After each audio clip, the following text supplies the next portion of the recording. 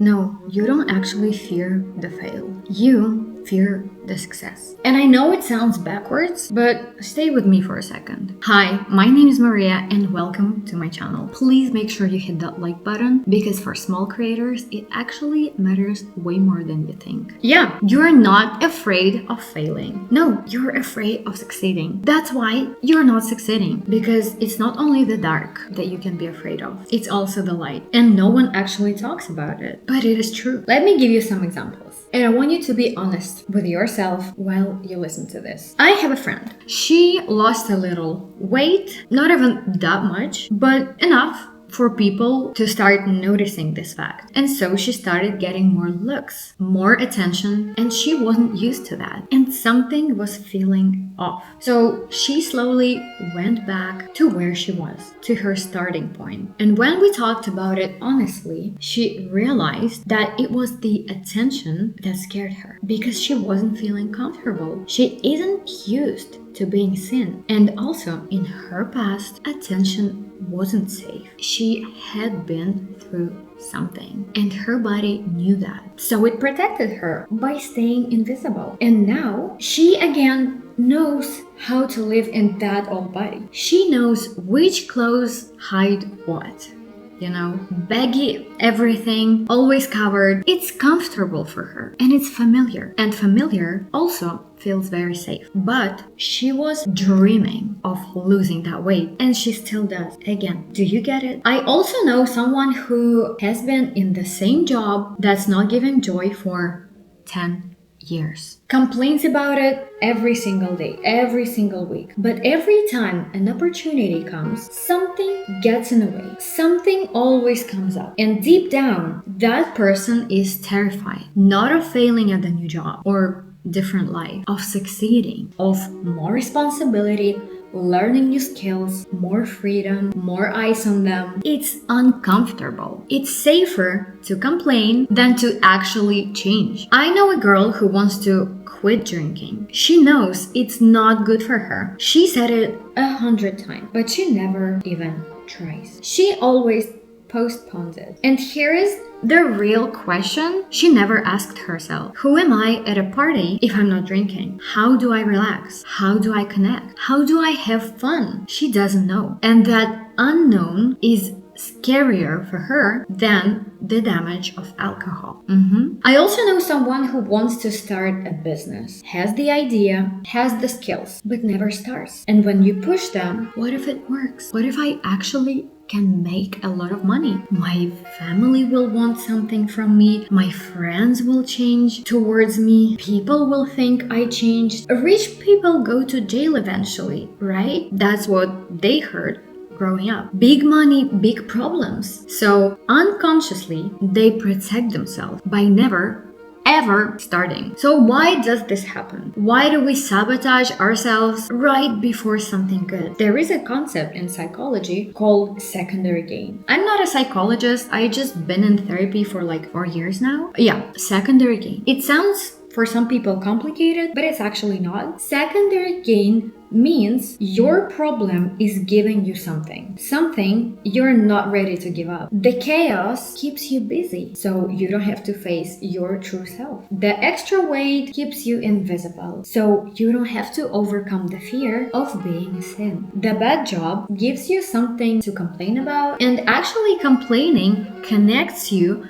to your comfortable group of people. The drinking gives you the mood, and you don't have to be that weird sober guy at a party. The struggle keeps you humble, so no one can do bad things to you, so no one leaves you, so no one changes towards you, because many good things may come with additional discomfort and training for your brain. But your brain, it's not broken, guys. Your brain thinks that it's protecting you. And here's what neuroscience actually says about this. So your brain has something called neural pathways. You've probably heard about them. Think of them like roads. Every thought you repeat, every behavior you repeat makes that road wider, faster, more automatic, better. You're becoming more and more comfortable with that road or on that road. The neural pathway for I cannot do this. If you've been thinking this for years, now it's basically a highway. Your brain takes it without even thinking. And the neural pathway for I am capable, I'm successful, I deserve this, I can do this. Huh? That is a tiny road on the middle of nowhere, and your brain avoids it because it's unfamiliar, slow, and very uncomfortable. This is called neuroplasticity. I am not a doctor, I just learned about it. And yes,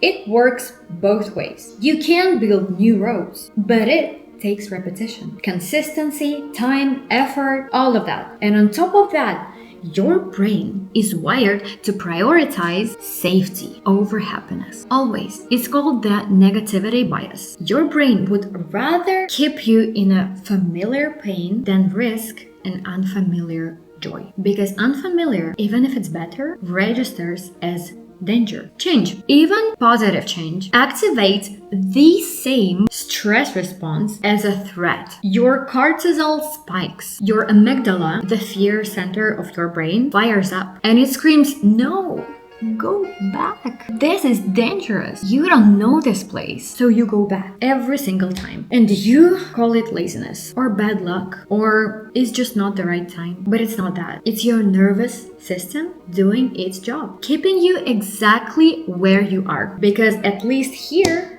you know what to expect. And guys, do you understand what I'm telling you right now? This is a loop, a literal loop. You stay where it's safe, nothing changes, you get uncomfortable, you almost move, your brain panics, and you go back. Nothing changes. And again, and again and again. Most people live their entire life in this loop, never ever questioning it, never naming it, just calling it, that's how life is. But that's not how life is. That's how fear works. And here is the uncomfortable truth. No one is coming to save you from this. No one can see or change your neural pathways. No one can feel your secondary gain. No one knows what light you're running from. Only you do. And until you decide to look at it, really look at it, nothing will change. Not your body, not your money, not your relationships, not your life. I'm not saying this to scare you. I'm saying this because at least someone has to. And it's rather be me here, honestly, now, than you figure it out at 60, 70, 80, looking back. So